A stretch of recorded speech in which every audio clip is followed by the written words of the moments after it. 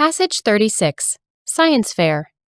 The high school science fair was approaching, which inspired Alice to make a presentation on radios.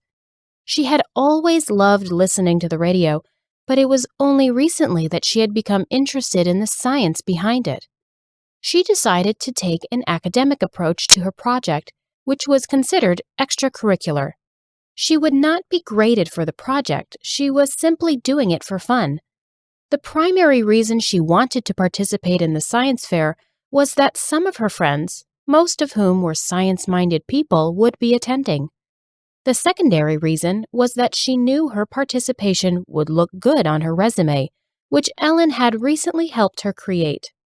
One of the remarkable things about radio was its ability to broadcast signals across miles upon miles of land, which sparked a revolution in communication and prompted a wave of radio stations to come into being.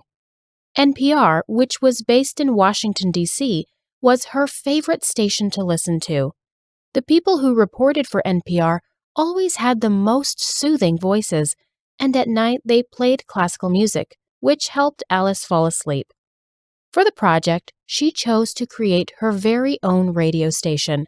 This proved to be more difficult than she imagined. For starters, she would have to obtain a license to broadcast anything, a license which could only be obtained through the FCC, or the Federal Communications Commission. And in order to get a license from the FCC, she would have to take an examination. It was after finding this out that she understood why radio was so regulated.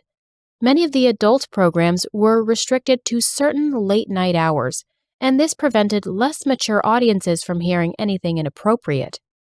In the end, Alice wasn't able to take the exam because it required a technician's license, which she also did not have. But she wasn't discouraged. By the time the science fair arrived, she would have a different project put together entirely. This one would be focused on podcasts, which were quickly becoming the future of radio anyway.